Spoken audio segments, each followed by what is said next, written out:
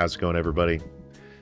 So, I wanted to talk about how debate is actually an act of compassion. And I've actually talked about this before on numerous videos, but they're lost in Facebook land from, multiple years ago. And I haven't been able to ever make a video on this of, quasi decent quality. So, here it is. On the internets, I very often get this, people asking me, why is it that you debate people, or why is it that if you disagree with somebody, you raise that disagreement or you challenge people's beliefs. And quite frankly, like I said before, to repeat it, debate is an act of compassion. And I'm going to explain what I mean by that. So, first, before we can get into the weeds of this, we need to talk about lying and misinformation. So it's a fact that, and this once again is not opinion. This is literally, if you go and you look at Kantian morals and ethics and you move from there, we're talking secular morality has been talking about this for hundreds of years. I'm just repeating what secular morality has determined. These are truths about reality. So if somebody is operating, and what I mean, they believe something that's not true, whether it be a lie or otherwise, by definition, that person is in some way not free. They have, in some way, their freedom is being taken. Now, here's an example. I don't mean like that person is shackled and they have to work out in a field or something like that. There is that form of slavery or that loss of freedom. But in this one, when people are enslaved to a lie, it's a little bit different. It's a different type of slavery. And we have a really pertinent example that happened here not that long ago. And it was over January 6th. And those people on January 6th would not have gone to Capitol Hill and stormed that place if they were not operating upon a lie. They believed that lie, and therefore they acted upon that knowledge in a violent way. And I mean, there's more examples, but I'm using this just as an example. So it was immoral for the various people that lied to the rioters, the people that went to, the Capitol Hill and they broke into the building, etc. Those people were slaves to the lie. They were literally shackled to this lie, and they were operating upon that lie. So that, as we know, affects society in a negative way. We're still dealing with the fallout from that event that happened. And ultimately, if you think about it, and maybe it's a little bit idealistic, but had enough people spoke up and truly challenged each individual one of those people strongly enough, maybe that January 6th wouldn't have happened, because those people might have had their minds changed, or there would have been enough adversity to anyone even thinking that they have the option of doing that they wouldn't have done it. But let's get back to the point here. That's why if somebody is operating upon a lie, like if I am just happen to be scrolling through social media, or I'm talking with somebody about a subject and they say something that is, not true, and they're operating upon that belief, that's why that I push back on that belief, try to get to the root of where they got that information and why they came to that belief, because I have an act, I feel compassion towards that person. I don't want them to be living a part of a lie.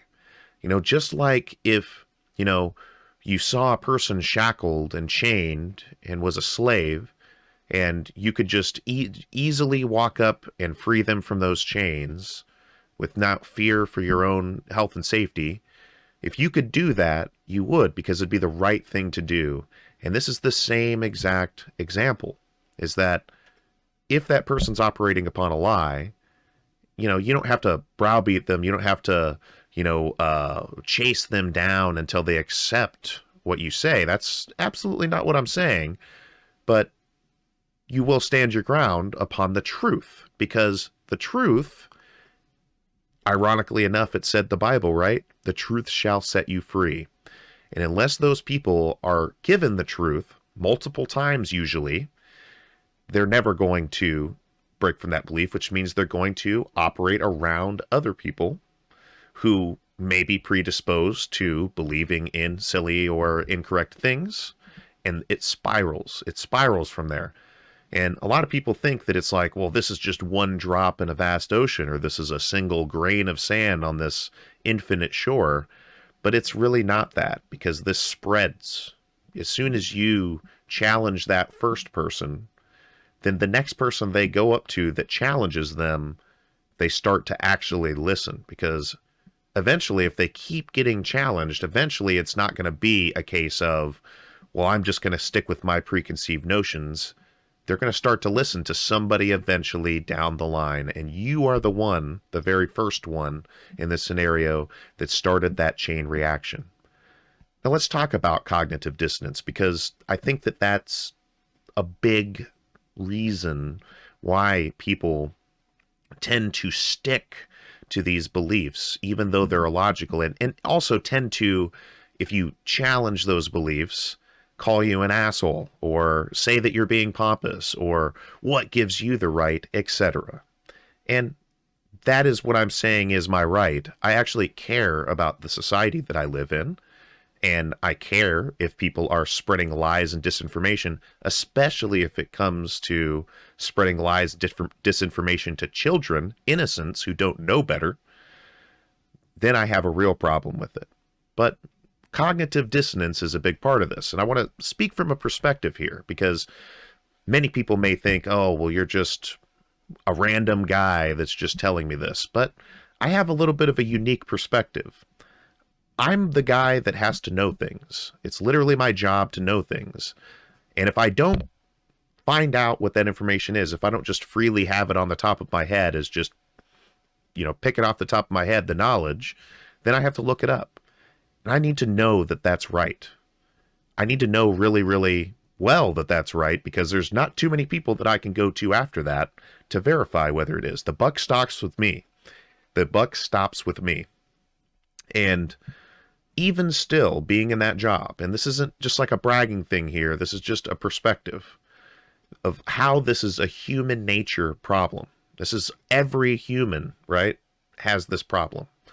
Is because even though I have that job, and even in professional settings, I will say what the solution is to a problem, and I will have the correct solution, and I will have people who have no clue what they're talking about, have no qualification whatsoever and no experience, and they will argue with me. And they will even sometimes get upset enough that they have to talk to my boss, and then my boss has to talk to me.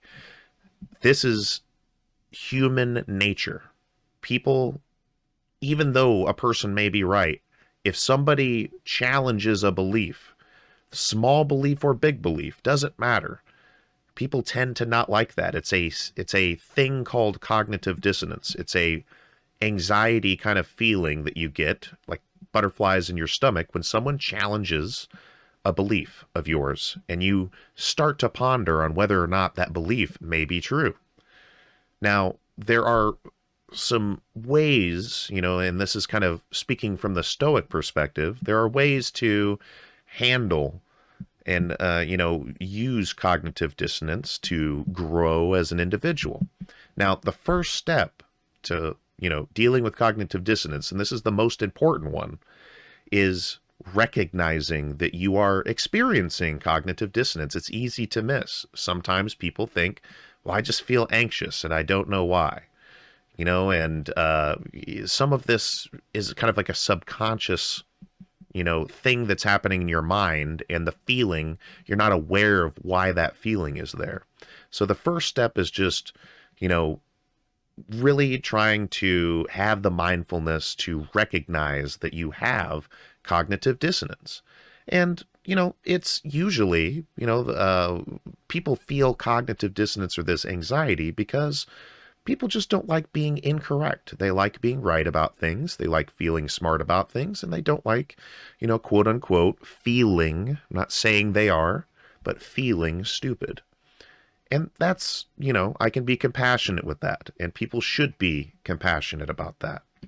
So the positive way to deal with cognitive dissonance is, like I said, if you're able to recognize it,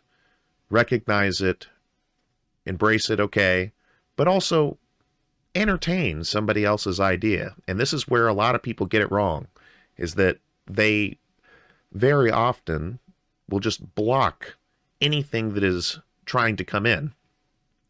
Any dissenting argument or comparison or evidence is just immediately blocked. It's always just a me versus you type of attitude, or a brick wall style attitude. It's not always, but it is very often this case.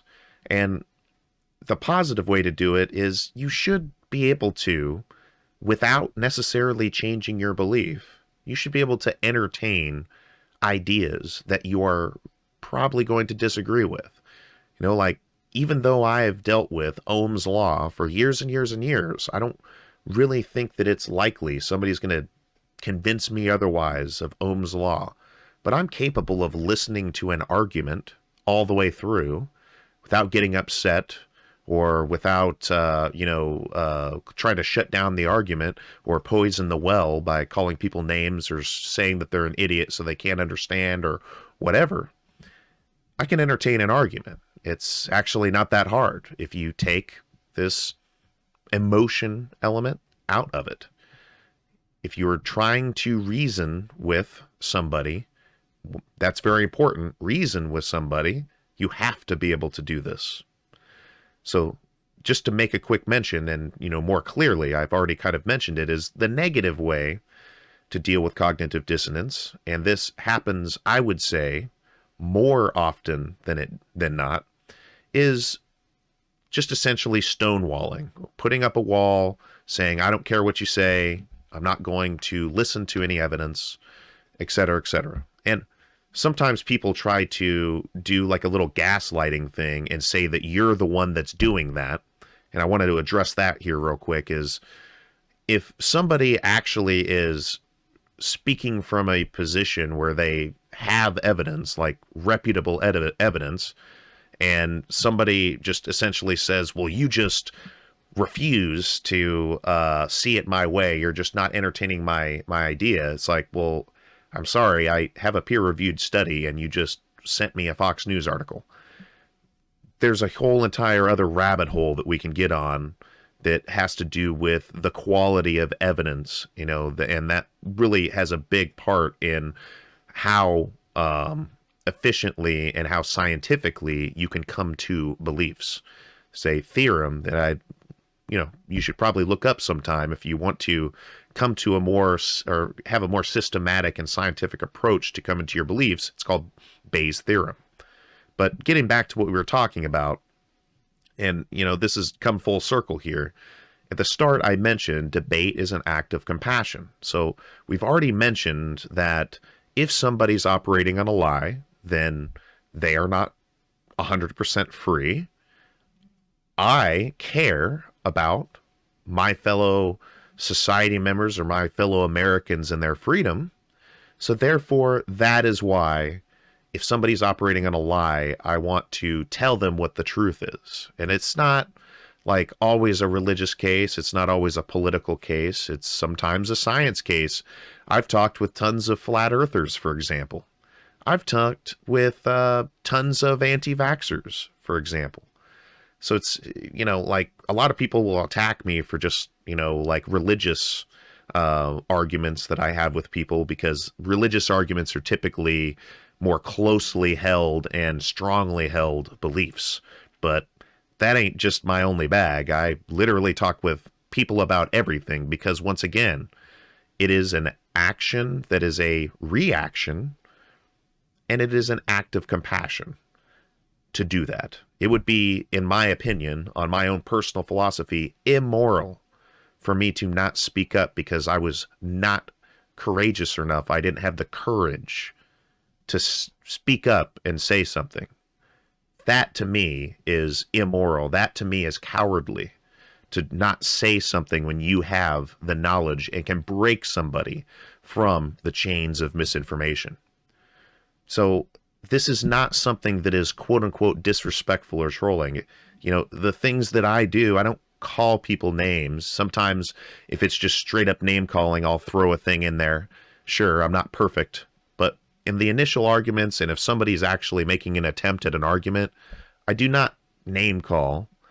I don't, try to give bad arguments. I legitimately care about presenting the truth.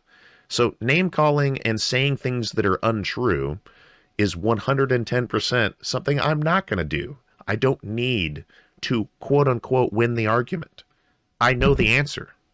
There's no win the argument or anything like that. It's just you said something untrue. I am correcting you. If somebody says the sky is green, neon green, and I looked up and the sky was blue, I'm not colorblind. It's like, sorry, I'm going to have to disagree with you there. That's just how it is. And another mention is that the algorithm, and this is something that you need to keep in mind for other people too, is that specifically on Facebook, we'll just use that as the biggest example, and Twitter does it too. I'm not on Twitter, but it prioritizes people's attention towards things that they enjoy or they regularly react to. So me, who will sometimes, I'm parts of all kinds of different groups. Some, debate Christianity, some debate science, some debate politics, all of these different groups, right? The algorithm picks up on all these groups that I talk with people. Some of them, there's not even a disagreement. It's just literally me making a mention about something, right?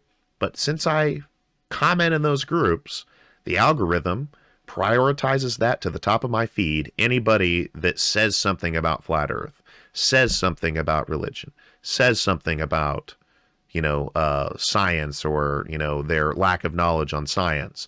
So that is why those particular posts or those, messages get popped to the top of the feed. I'm not searching or out people on my feed to just see if they've said something religious, and I'm not trying to get a tally mark of people to debate in one single day, or I'm not like patting myself on the back like, yeah, that was a good win today, or it's not like that. It's literally just reactionary. If I see it, I make the mention, because once again, you have to have courage to stand up for truth and reason.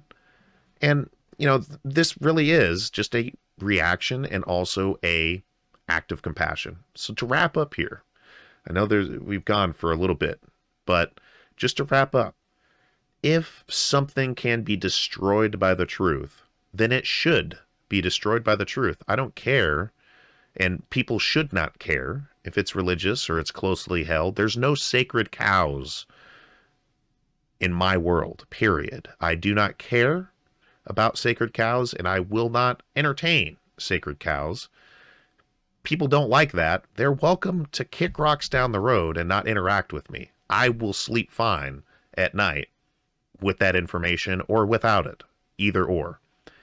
And, for the last part, if there's something you can point out, when it's a situation where I go make a comment, the whole point is to point out something that's incorrect in the reasoning, and then point it, like that's the whole point. For I'm only interested in truth and reason.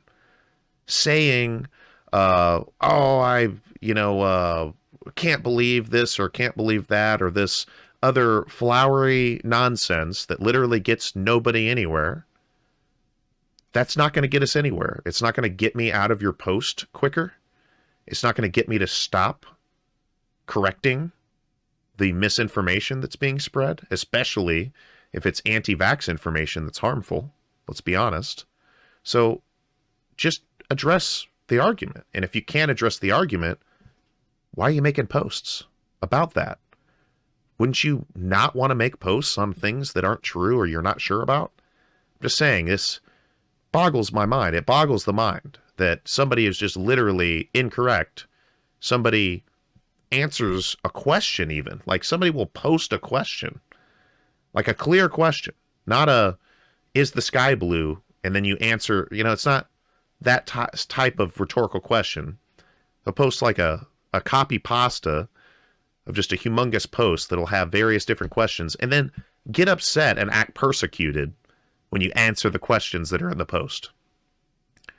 So I'm just saying, we have a responsibility to fix nonsense like this.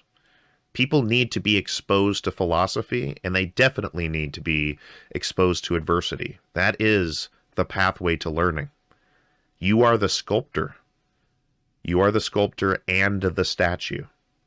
So start acting like it. If this is content that you like, please check out my other channels. Got the Squeeze Box and also Jason Bergmeyer on YouTube. And as always, thanks for watching. Catch you on the next one.